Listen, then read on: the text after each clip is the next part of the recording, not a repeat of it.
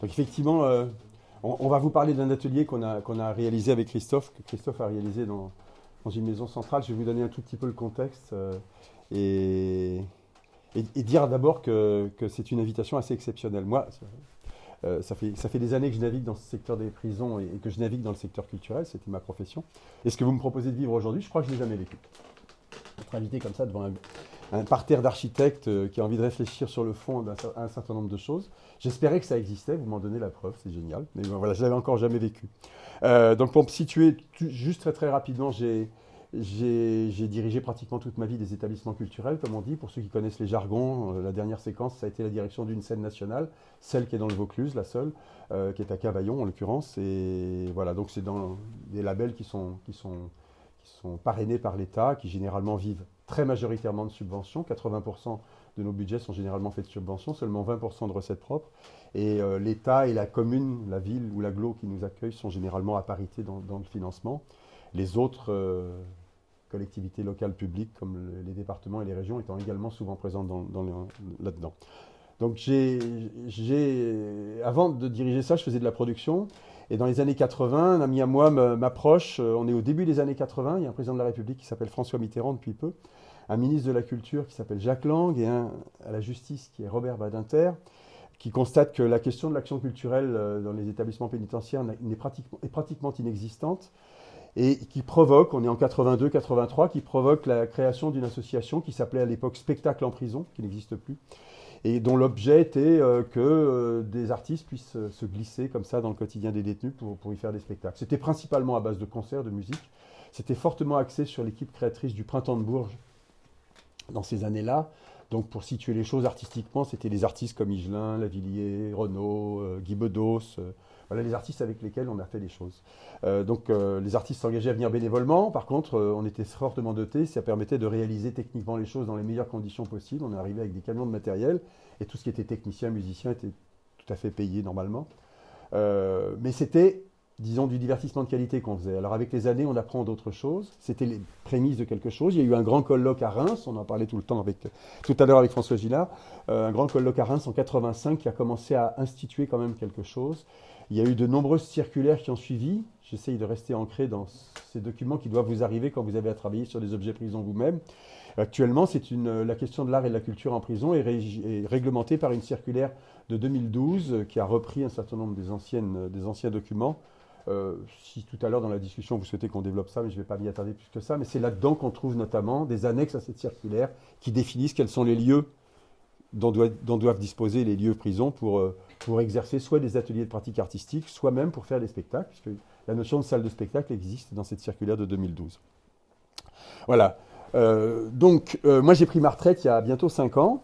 Et même avant que ça s'arrête, la direction de Vaucluse de l'insertion et de la probation. Alors les prisons sont divisées en plein de... Enfin les organigrammes des prisons sont très divisés. Enfin disons qu'il y a, pour dire les choses de manière schématique, il y a la partie administrative, il y a la partie surveillance, la détention en elle-même, et puis il y a la partie accompagnement qu'on appelle l'insertion et la probation dans le jargon. Donc le directeur régional de l'insertion et de la probation me propose de reprendre une association socioculturelle, un héritage des années 80 dont je viens de vous parler. Il n'y en a presque plus aujourd'hui. Mais il y en avait une encore pour le Vaucluse, de la reprendre, de reprendre la présidence et de lui redonner un peu de vitalité qu'elle n'avait plus du tout. Ce que je fais, mais très vite, cette association finalement a une activité qui s'est étendue à la région pénitentiaire PACA-Corse, qu'on appelle aujourd'hui comme la région sud-est, si vous êtes aussi dans le jargon de la pénitentiaire. Vous voyez, la France est divisée en 9 grandes régions pénitentiaires qui étaient jusqu'il y a peu rattachées à la ville-centre, Marseille, Lille, Paris, qui aujourd'hui s'appelle Sud-Est, entre autres. Je ne sais pas comment s'appellent les autres. Donc j'ai commencé à développer un certain nombre de projets, raffermir certaines relations qui étaient sur la seule prison de Vaucluse, celle qui est à Avignon-le-Pontet, qui a été construite fait partie du programme 4000. Comment? C'était nous qui l'avons construit. Celle du Pontet? Pontet, oui. Alors qui est également la même qui est à l'île-Séquedin. Exactement, et à Seyss, à côté de Toulouse. Voilà. Enfin, très vite, j'ai commencé à développer d'autres activités. L'idée, c'était de construire des véritables projets artistiques. Et c'est vrai que je me suis un peu concentré au fil des années, de ces dernières années, sur la maison centrale d'Arles. Alors là aussi, juste un petit point, il y a actuellement, je crois, 194 établissements pénitentiaires en France. Je dis établissements pénitentiaires, c'est générique. Grosso modo, il y a 3 niveaux. Hein, il y a 3 niveaux. Il y a ce qu'on appelle les maisons d'arrêt, là où il y a la surpopulation. Les maisons d'arrêt qui accueillent donc des gens qui sont prévenus en attente d'être jugés, ou des gens qui ont encore, quand ils sont jugés, ont moins de 2 ans à effectuer. Ça, c'est de la théorie souvent. Hein. On trouve dans les maisons d'arrêt des gens qui ont beaucoup plus que 2 ans à effectuer pour les histoires liées à la surpopulation, puisque ce qu'on appelle les établissements pour peine, donc l'autre domaine, qui est divisé grosso modo en 2 sous-chapitres, les centres de détention et les maisons centrales. Donc là, la règle de l'encellulement individuel est respectée. Je crois que autrement l'Europe se mettrait très en colère. Quand il n'est pas respecté, c'est parce que c'est un choix du détenu. Il peut arriver dans les centres de détention qu'on ait des cellules pour 2 personnes, mais ça c'est leur choix, ceux qui ne veulent pas être tout seuls. Enfin, cette question de l'encellulement individuel est respectée, donc les centres de détention et les maisons centrales. Donc sur les 194 établissements pénitentiaires, là où je vous parle, il y a 7 maisons centrales, donc ce sont des établissements généralement très sécurisés, et qui accueillent des personnes condamnées à des très longues peines, généralement au moins 20 ans, sauf cas particulier. Voilà. Donc la maison centrale d'Arles, c'est une maison centrale qui accueille des très longues peines, qui est très sécurisée, qui a été construite dans les années 90, qui a eu cette particularité d'avoir subi un fort dommage en 2003 quand le Rhône a décidé de sortir de son lit. Et donc là, il est monté au-dessus du plafond du rez-de-chaussée, donc est arrivé au premier étage. Donc il n'y avait plus de circulation électrique, il n'y avait plus de circulation d'ondes, plus de téléphone, plus rien. Donc la prison a été entièrement vidée en 2003 de tous ses habitants. Et elle est restée fermée pendant 6 ans en travaux.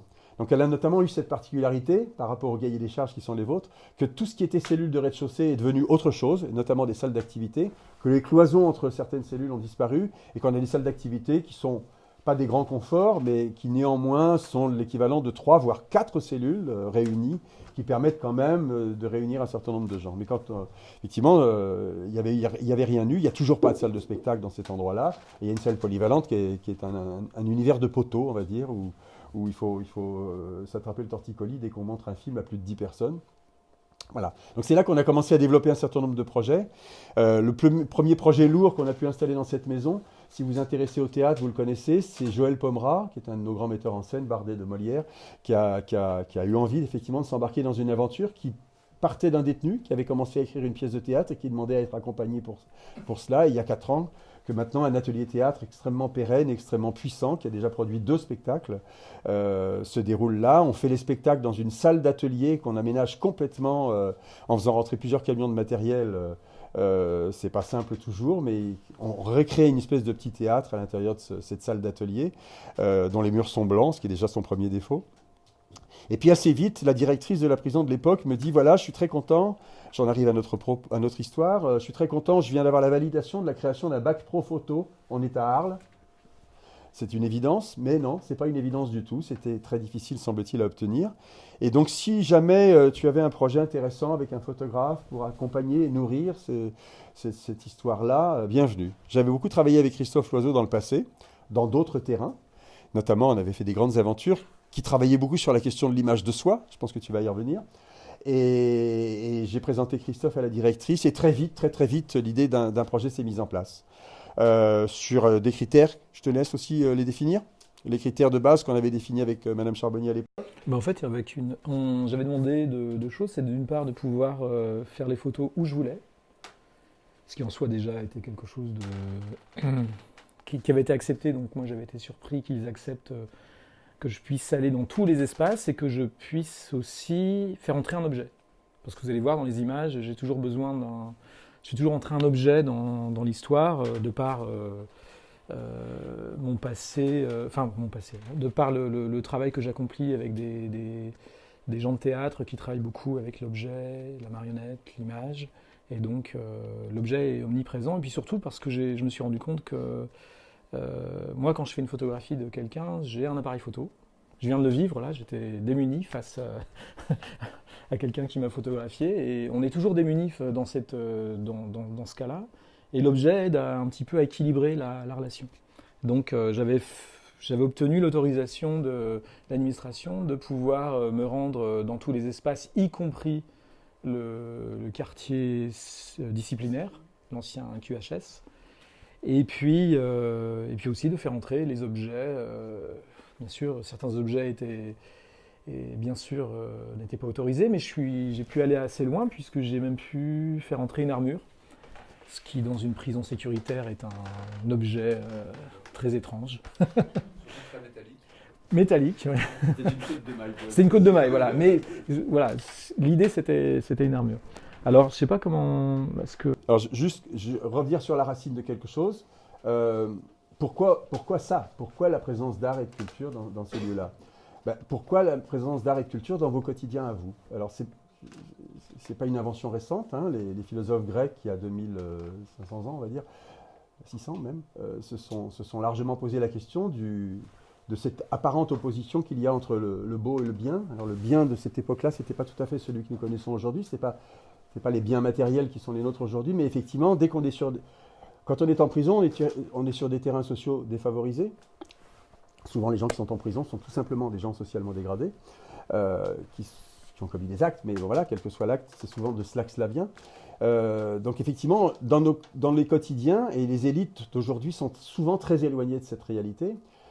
On pense à quelqu'un qui vit dans la rue, on pense tout de suite à deux choses qui lui sont nécessaires. C'est un toit pour dormir, vous le savez mieux que personne, je le suppose, et une assiette avec quelque chose dedans. Et on pense très rarement que le rapport à la beauté, dans le quotidien, comme on a un rapport quotidien avec la nourriture ou le couvert, que ce rapport à la beauté doit être aussi quotidien.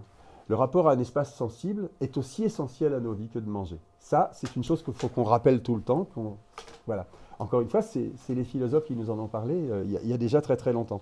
Donc je dis ça parce qu'il faut vraiment tordre le cou à une idée reçue que tout outil artistique et culturel qu'on installe en prison, c'est pas un outil d'insertion. C'est pas de ça qu'il s'agit. Sauf à penser que nous serions tous avec des besoins de nous insérer ou de nous réinsérer ou de nous réinclure. Voilà, donc souvent on a affaire à des interlocuteurs qui pensent insertion uniquement par rapport à des outils comme ça qu'on mettrait en place. Non, c'est indispensable à nos vies, à nous tous ici, dans cette salle et partout. Alors, donc c'est ça que je voulais tordre le cou, puis je voulais vous faire un petit clin d'œil, c'est que je me suis rendu compte, du coup, en préparant un petit peu, en réfléchissant à cette histoire, je suppose que vous connaissez tous l'existence de Jérémy Bentham, c'est lui qui a inventé le système du panoptique dans les prisons. C'est ce que je veux dire. Et c'est amusant parce que si vous allez sur Wikipédia ou sur Google, vous trouverez un peu partout que Jérémy Bentham était architecte. Et puis j'ai fouillé, et ben non, il n'était pas du tout architecte, il était philosophe. C'était un philosophe dont la pensée s'élargissait dans plein de domaines, mais il n'a jamais été architecte d'aucune manière. Et sous prétexte qu'il a inventé le concept de panoptique, aujourd'hui, avec le recul, 200 et quelques années plus tard, on le désigne comme un architecte. Ça m'a bien fait rire et je vous invite à aller regarder de votre côté l'existence de cet anglais célèbre aujourd'hui. Ça n'est que l'article 22 de la Déclaration universelle des droits de l'homme qui fait référence à la question des droits sociaux et culturels. Il y a eu un gros travail qui a été fourni à la suite de ça, notamment à l'UNESCO et notamment par un groupe au cours de la dernière décennie qui est le groupe de Fribourg, qui a abouti à la Déclaration de Fribourg et qui dit que nos droits culturels doivent être inscrits effectivement dans les législations. Pour le moment, on n'en est qu'à des vœux pieux. Il n'y a pas de valeur légale, il n'y a pas de valeur juridique de la Déclaration de Fribourg à l'heure où je vous parle. Sauf dans une petite loi du quinquennat Hollande, qui est la loi NOTRe, celle qui définit simplement l'organisation des territoires et des responsabilités des territoires, qu'est-ce que doivent faire les départements, etc.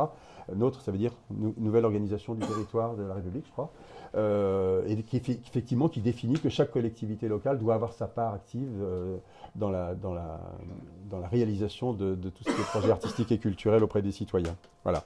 Donc j'ai donné un petit peu le cadre général. Est-ce que j'ai oublié quelque chose que je voulais dire à ce moment-là? Non, j'espère que non.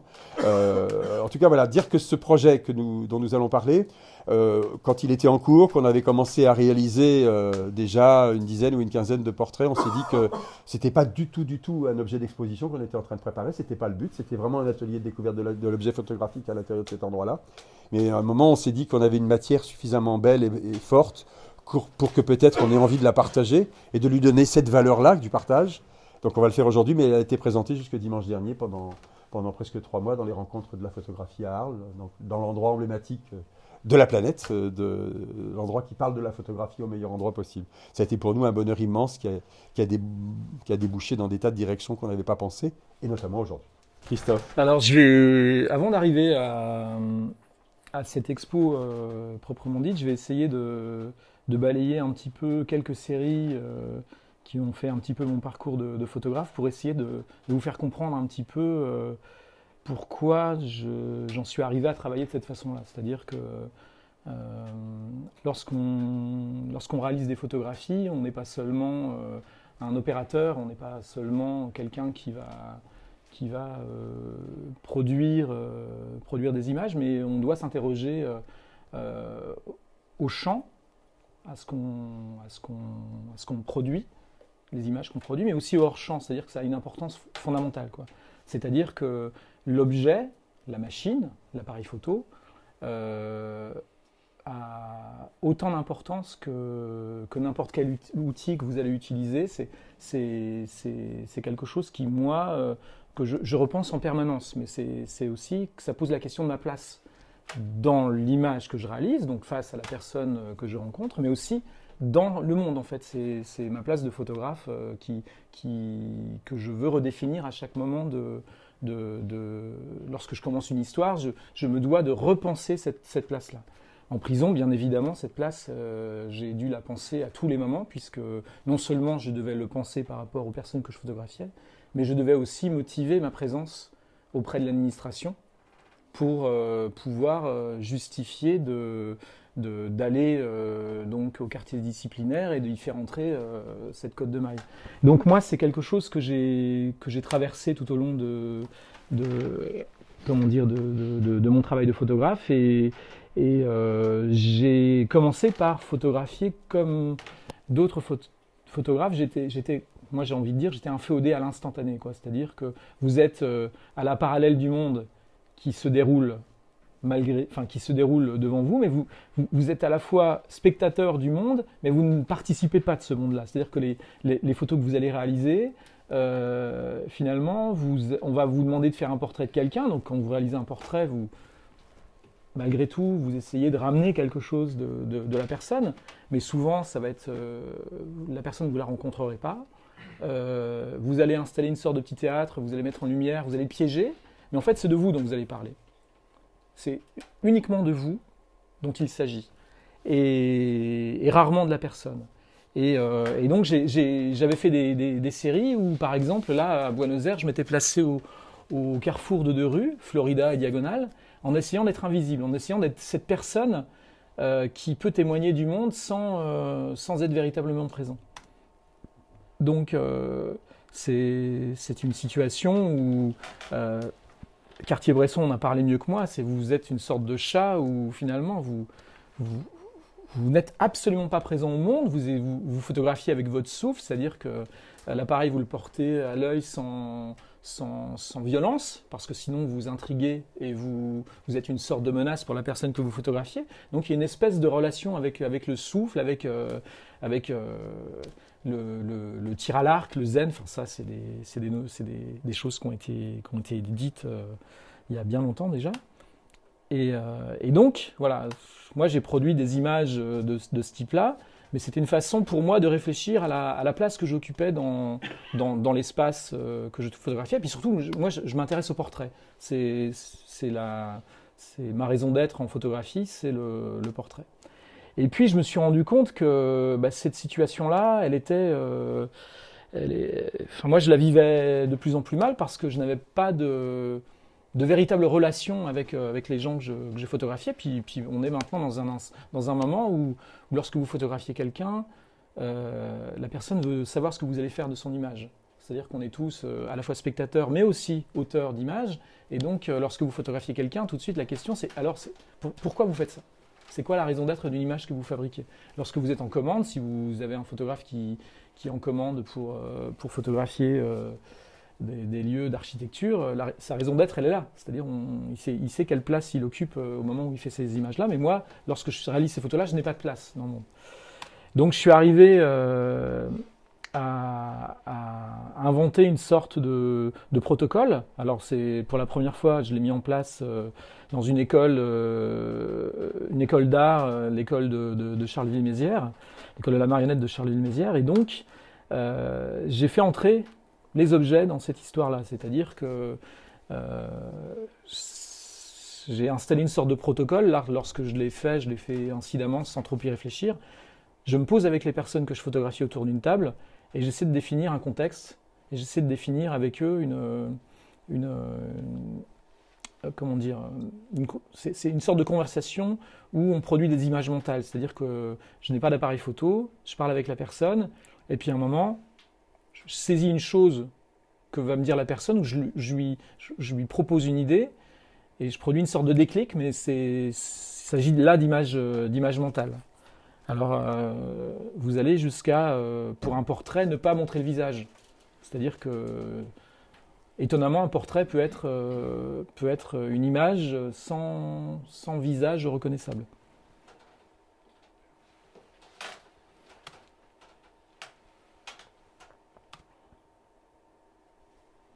Alors, je suis allé plus loin dans ce type de démarche.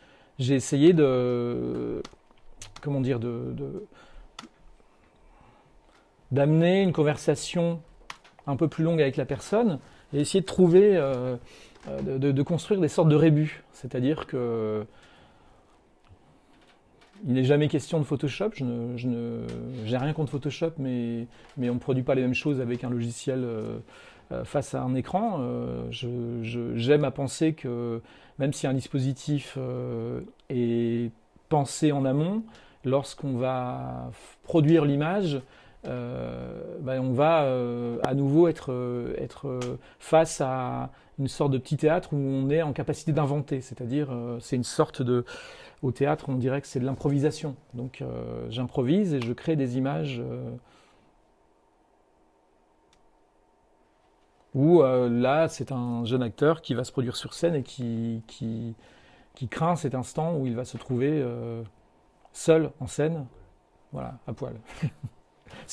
Parfois, voilà, lorsqu'on parle de quelque chose, on invoque souvent des images, on a besoin d'images pour communiquer, et ces images-là, elles sont omniprésentes dans les conversations qu'on peut avoir. Et là, c'est une jeune fille qui dit « Moi, je veux faire une image autour de la chanson de Green All Right, Little Boxes ». Voilà, donc vous avez ce départ-là, et puis vous essayez de produire une image en conséquence. Et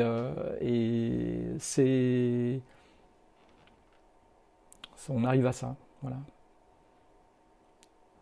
Alors j'ai continué dans différents champs, et notamment un champ qui était une association à Cavaillon. Donc je me rapprochais de la scène nationale où Jean-Michel était directeur. Et là, il s'agissait de photographier des gens qui sont accueillis dans une association de réinsertion. L'idée, c'est que ce sont des gens qui sont sans image et qui ont un problème avec leur image. Donc il fallait construire une image de quelqu'un qui pense ne pas en avoir ou la fuit. Donc j'ai commencé certaines séries où l'exposition des images n'était pas le projet. C'est-à-dire qu'on produit une image, mais moi je produis une image au sens où on fait venir un photographe pour une représentation de soi, et sans qu'il n'y ait de projet d'exposition au terme de ce qui est de leur... Enfin, on est souvent proche de l'intime lorsqu'on réalise ce type d'image. Donc des images aussi simples que ça, c'est je veux être un arbre, je veux que tu me plantes, et voilà, il suffit de prendre la personne et grâce à des astuces assez simples, on réussit ce type d'image.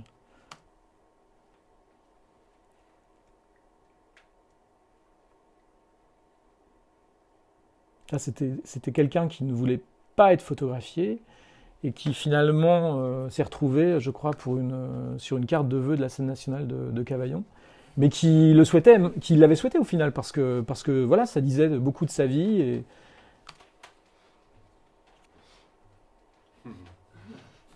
Ça, c'est quelqu'un qui voulait laisser une photo à ses enfants, voilà, donc il voulait laisser une image de lui qui le représentait.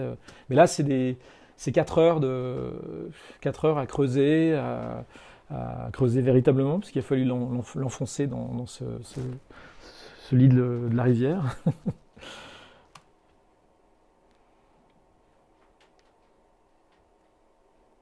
Voilà. Alors on va arriver à la série proprement dite.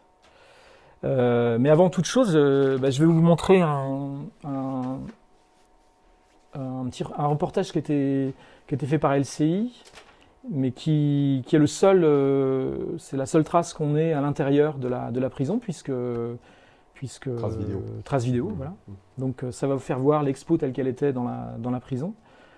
Savoir que c'était un véritable lieu des rencontres de la photographie, c'est-à-dire que ça n'a pas été pensé comme une exposition en marge pour les détenus, une sorte de fin d'atelier. C'était véritablement un lieu d'exposition de Arles. La seule chose, c'est que pour y aller, il fallait s'inscrire un mois auparavant. Il y avait une recherche de casier judiciaire et puis certains n'ont pas pu y aller parce qu'il y avait des raisons de les en empêcher. Mais c'était un lieu des rencontres d'Arles. Alors ce lieu avait une sorte de facsimilé.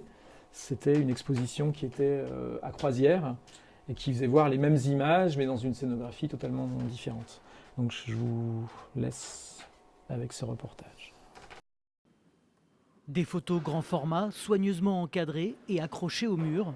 Des visiteurs debout qui découvrent ces images. Ça ressemble à une exposition comme les autres, sauf qu'ici nous sommes derrière les barreaux, à la maison centrale d'Arles, et le public a dû traverser une dizaine de sas avant d'arriver à ce couloir. À l'origine de ce travail hors du commun, le photographe Christophe Loiseau. Moi, mon projet, c'était de réaliser des portraits des détenus. Donc il s'agissait d'inventer des représentations des détenus, avec l'idée que ce portrait, on le fasse ensemble. Une quarantaine de détenus a répondu présent, construisant avec le photographe autant de portraits, métaphores de leur vie quotidienne, où les grillages ne sont jamais loin, métaphore du temps qui s'écoule sur eux comme du sable, et sur lequel ils n'ont aucune prise. Métaphore de l'espoir également, celui d'une émancipation par le sport ou les livres. Des photos toutes réalisées à l'intérieur de la prison, du jardin au cours de promenade. Une anomalie dans cet univers carcéral presque sans images. Ils n'ont pas d'image d'eux-mêmes, ils n'ont pas de portrait d'eux-mêmes parce que les appareils photos sont bien sûr interdits et donc pas d'image à communiquer à leur famille. Et donc moi j'ai aussi rempli cette fonction-là, c'est-à-dire de produire des images. Cet homme est l'un des modèles de Christophe Loiseau. En détention depuis plusieurs décennies, il a choisi d'être pris en photo dans le coin le plus sombre de la prison. Elle a été prise dans le quartier disciplinaire. Le quartier disciplinaire, c'est la prison de la prison. C'est-à-dire que quand on pète les plombs, parce que forcément à un moment donné on va péter les plombs, eh bien la conséquence c'est de se retrouver dans un quartier disciplinaire pendant un temps. Et pour sortir de ce lieu de coercition, la culture est un moyen. La culture mais aussi l'ouverture à ceux du dehors, un public dont il croise rarement la route, d'où leur enthousiasme à présenter ce travail. Ça permet surtout de se socialiser et aussi de partager, mais plus en tant que détenu, mais en tant qu'homme, tout simplement. Ça donne un dialogue qui nous réunit et pourtant nous sépare terriblement, parce qu'entre eux et nous, il y a des décennies d'enfermement. Et si l'expérience des visites en prison n'aura duré qu'une semaine, l'exposition reste visible tout l'été dans le centre-ville d'Arles. Alors, moi j'étais assez surpris de la façon dont les images ont été reçues à l'intérieur, mais aussi à l'extérieur. Parce qu'à l'intérieur, les personnes détenues, les prisonniers, se sont emparés des images et ils leur permettaient ils ont vite senti que ces images-là témoignaient de leurs conditions pour eux-mêmes, mais aussi qu'ils pouvaient communiquer grâce à moi, faire passer certains messages à l'extérieur. Et ce qui est troublant, c'est que en mettant en place ce dispositif, on arrive à des images comme celle-ci, par exemple, où les images sont, comment dire, elles sont à la fois, moi j'estime en être pleinement l'auteur, mais en même temps, je suis à l'écoute des choses qui se déroulent lors d'une prise de vue, et je me dois d'inventer en permanence, de réagir à ce qui se produit. Ce détenu, lui, voulait être photographié dans sa maladresse. C'est quelqu'un de maladroit, il est moqué par les autres parce qu'il l'est, et donc il a commencé par on avait fait rentrer 80 assiettes en prison, et donc il trébuchait et renversait les assiettes. Et puis on a fait ça 2-3 fois, et puis on s'est rendu compte que c'était totalement anecdotique, et au bout du compte, on s'est trouvé avec des morceaux de 80 assiettes au sol, dont on ne savait que faire, et surtout on avait à produire une image, et donc il a fallu inventer avec ces objets au sol. Donc j'ai proposé à 2 autres prisonniers de soulever une table sur laquelle j'avais déposé les morceaux d'assiettes, et de les propulser en l'air, et j'ai profité de ce que les assiettes retombaient pour faire cette image-là. Alors il faut imaginer, on est dans cette prison sécuritaire, dans des espaces qui sont contraints, c'est du béton, d'anciennes cellules, c'est très petit, il y a un écho considérable. Il faut imaginer le son produit par ces 80 assiettes tombant au sol. C'est quelque chose qui à chaque fois, moi je craignais juste qu'on nous interrompe dans la prise de vue, parce que vous créez une sorte de désordre, quoi. Et c'est un désordre sonore qui s'est entendu jusqu'à très loin dans la prison. Mais ce qui est troublant, c'est que malgré tout, on vous laisse faire. On vous laisse faire ces images-là. Alors, j'ai jamais compris pourquoi on nous laissait faire toutes ces choses-là, parce que parfois, on allait assez loin. Mais je pense que, on va dire, la hiérarchie est déstabilisée par ce type d'attitude, donc on en profite.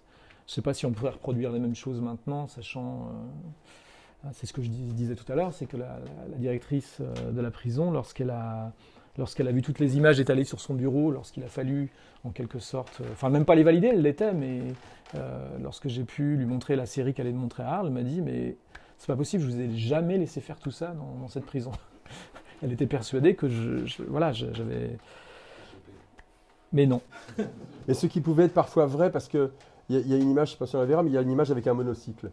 Et ça a été une anecdote qui nous a appris beaucoup, même si l'anecdote en elle-même, elle n'est pas passionnante. Mais donc, on arrive avec le monocycle. On m'avait confirmé qu'il y avait bien la note de service autorisant l'arrivée du monocycle, parce que tout ça passe par une étape administrative lourde. Et donc, on passe toutes ces grilles dont il était question dans le reportage, et on arrive dans la détention avec le groupe qui allait être partie prenante de cette image, celui qui allait monter sur le monocycle et ses collègues qui allaient être les complices, ceux qui allaient tenir les projecteurs, qui allaient être les assistants. Et puis, on sent qu'il y a quelque chose qui ne va pas, il y a un peu de trouble, il y a 2-3 surveillants qui arrivent, on ne nous ouvre pas la grille. Et puis finalement, il y a la chef de bâtiment qui nous dit « mais il y a un problème, il y a un problème.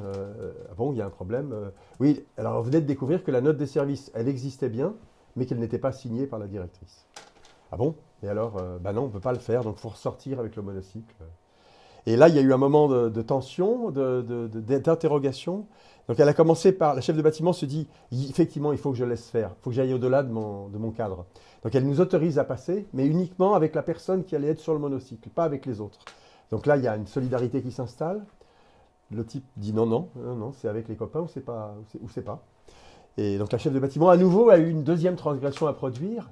Et là, effectivement, on s'est rendu compte que, alors, encore une fois, c'était peut-être un peu anecdotique, mais voilà. Alors après, on a essayé de savoir quel était le problème, parce que ce n'était pas par inadvertance, c'est qu'à la dernière minute, la directrice s'était dit, ils vont tous vouloir se servir du monocycle, et ça va être le foutoir là-dedans.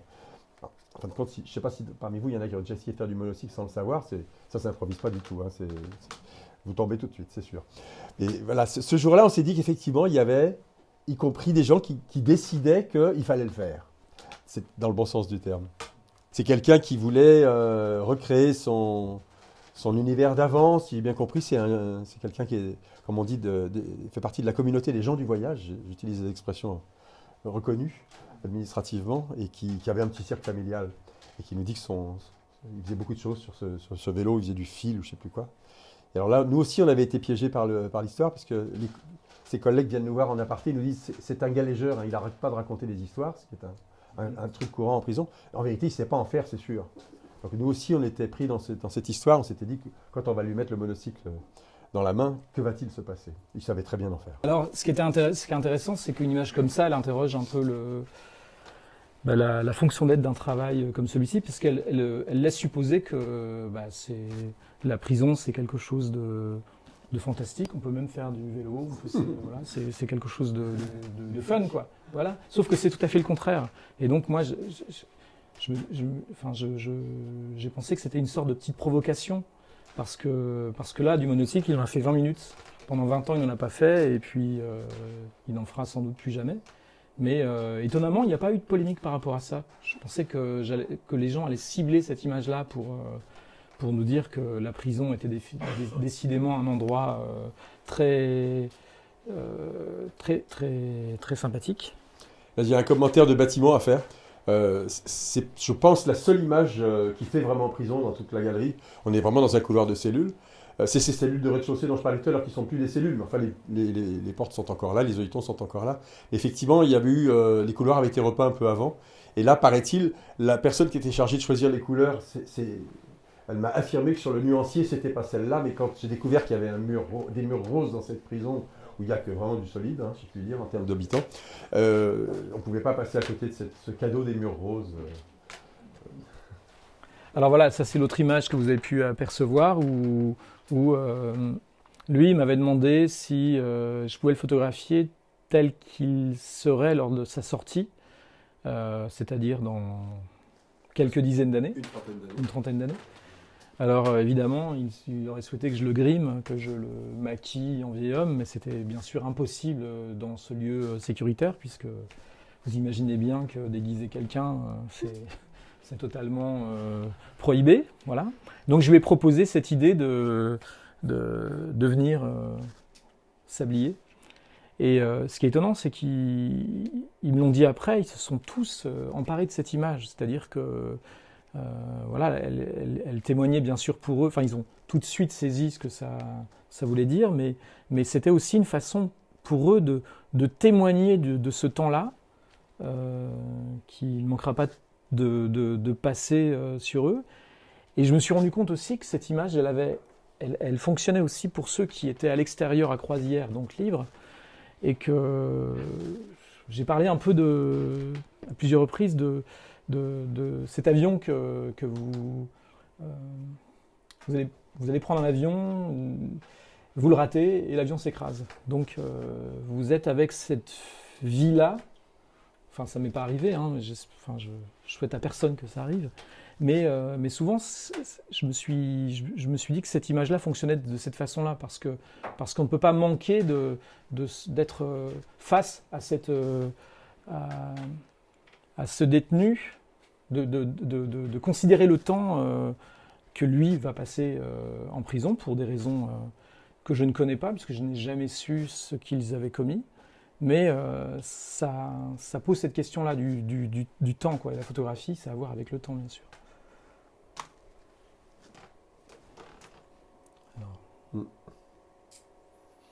Là, on est dans le fameux jardin dont on a un petit peu parlé, qui a été le désir de plusieurs détenus de transformer une cour d'arrivants, cour de promenade pour les arrivants.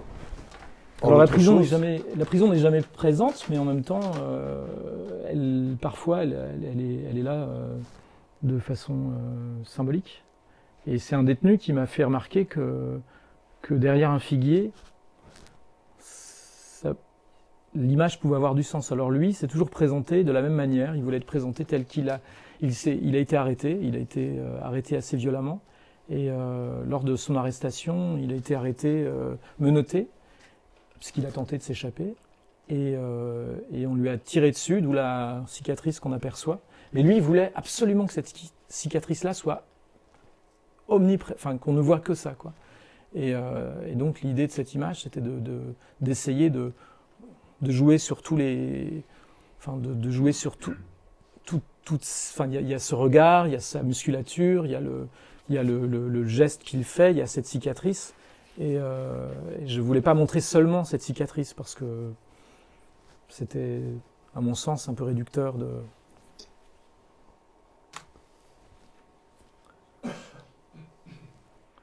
Là, c'est l'image. Souvent, quand vous faites des photographies, vous avez très peu de temps pour les réaliser. Et donc, on a beau avoir discuté de l'image qu'on veut réaliser, souvent les éléments ne sont pas réunis, ou alors on ne dispose pas du temps dont on souhaiterait disposer. Et donc, vous devez faire très vite. Et vous voyez ces schémas qui sont sur ce tableau Velleda. Et puis, vous voyez que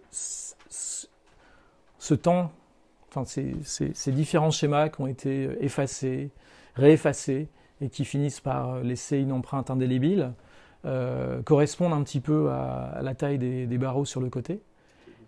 Et les caillebotis, oui. Et puis, eh bien, vous avez ce portrait à réaliser, et puis vous pensez à la photo anthropométrique, mais vous savez que si vous le mettez au centre, vous refaites une photo anthropométrique. Donc là, l'idée, c'était de le mettre sur le bord de l'image, le bord étant comme une espèce de mur qui l'enfermait dans l'image, quoi.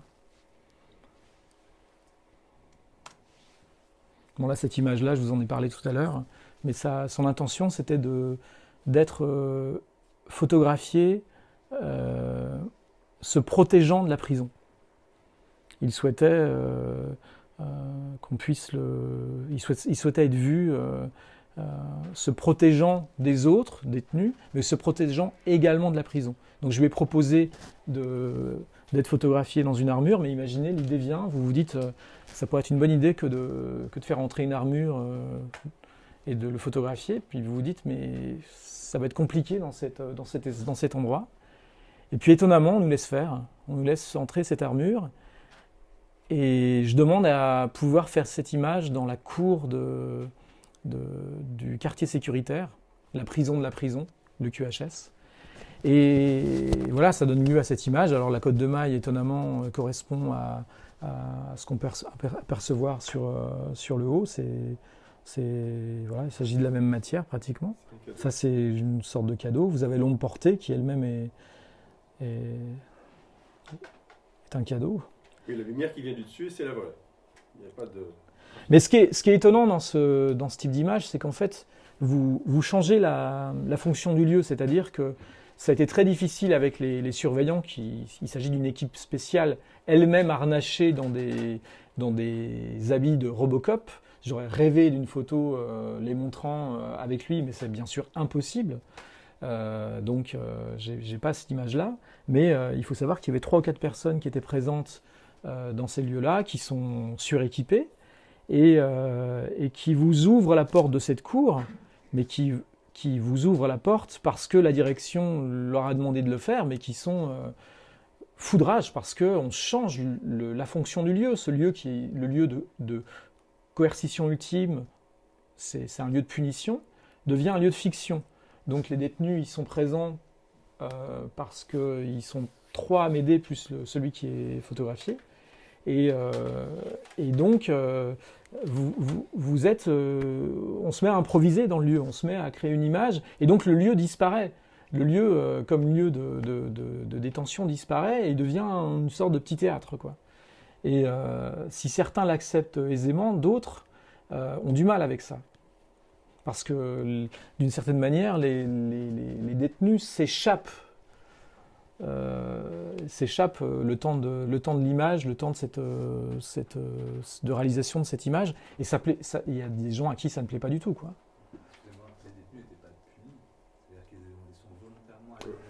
C'est qu'ils ont fait la demande d'aller là. Moi, je les aurais jamais photographiés s'ils avaient été c'est eux qui ont justement, on n'aurait pas pu, mais c'est eux qui ont émis le désir d'aller dans cet espace, et ça les amusait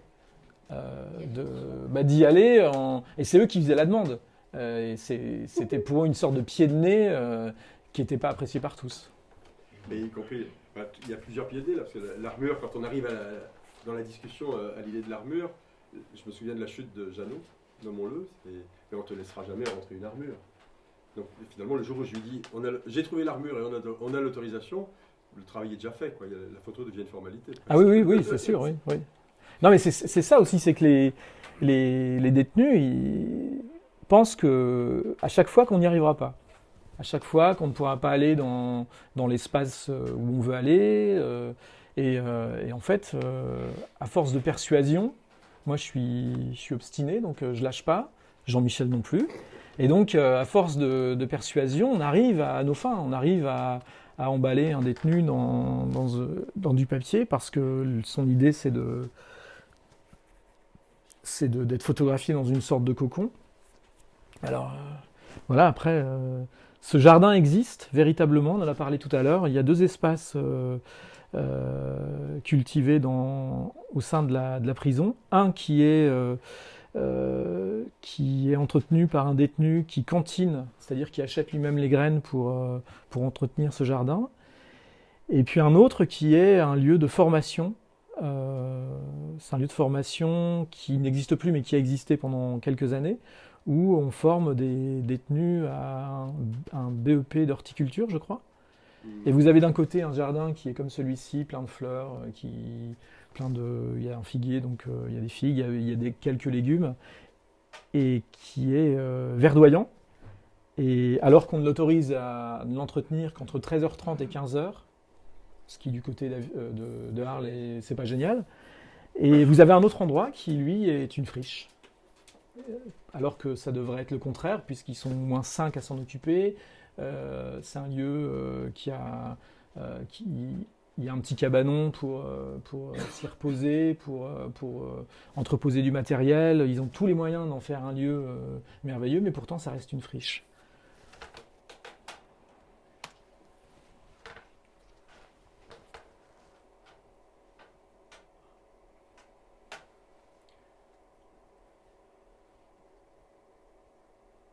Là, c'est à l'intérieur de ce cabanon, justement.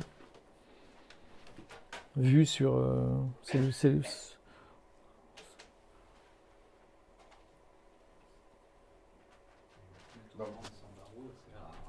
Mais voilà, mais c'est ça, oui, c'est ça. Mais c'est... à partir du moment où on peut... à partir du moment où on a l'autorisation d'aller et venir, enfin je dis aller et venir, c'est pas comme ça que ça se passe, mais de pouvoir explorer un lieu, c'est sûr que tout est signifiant dans ce lieu-là. C'est-à-dire qu'à un moment, tout devient signifiant et une fenêtre prend tellement d'importance. Et lui, il le comprend. Et moi aussi. Donc, ce qui est marrant, c'est que lui est convaincu qu'il a dirigé l'image dans le sens où il voulait apparaître en reflet dans l'image. Et donc, il est convaincu que tout ce qui a été mis en place dans cette image-là, c'est lui qui l'a désiré. Et c'est ça qui est fantastique, c'est qu'une certaine manière, c'est qu'il est pleinement à l'origine de... Il pense être pleinement à l'origine de cette image, et cette image témoigne de sa condition. Et donc, c'est quelque chose qu'il revendique. Cette image est une image qui est une sorte de miroir de lui-même.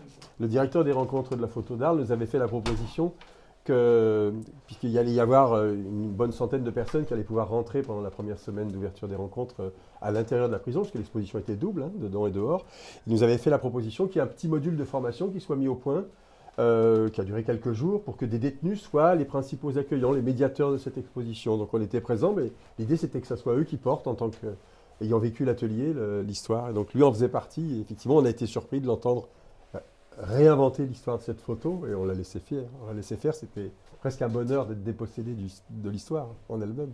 Donc lui, il me demande d'être photographié alors qu'il pense à ses enfants. Donc moi, l'idée me plaisait bien de fixer comme ça une espèce de pensée qu'il avait. Lui, alors que cette photo-là s'est fait très vite, a réinterprété l'image et parlait aux journalistes de son désir de produire une image lynchienne. C'est pas moi qui... Il disait à tout le monde que oui, c'était très lynchien et que ça lui correspondait bien. Donc dans ces cas-là, vous laissez faire, vous dites oui, c'est sûr, pourquoi pas. C'est là, on vient de la voir.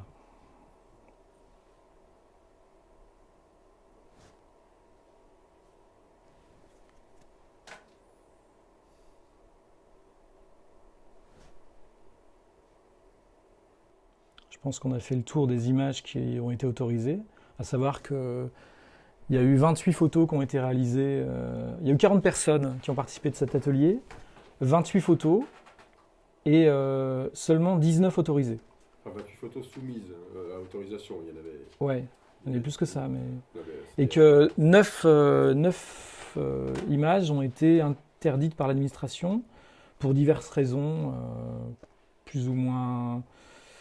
C'est plus ou moins régi par des textes de loi, mais disons que c'est soumis à l'appréciation d'une personne qui, par exemple, toutes les personnes qui ont fait des tentatives d'évasion ont été automatiquement retirées de la série. On nous a dit qu'aussi des détenus qui avaient commis des crimes envers les femmes également ont été retirés de la série.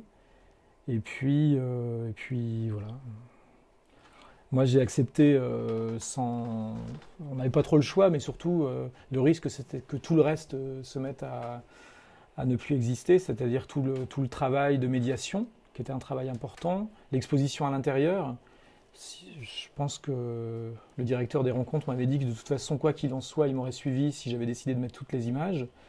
Mais c'était au détriment de tout ce qu'il s'est fait autour de cette exposition-là. Et donc, je n'ai pas pris le risque de tout mettre en péril.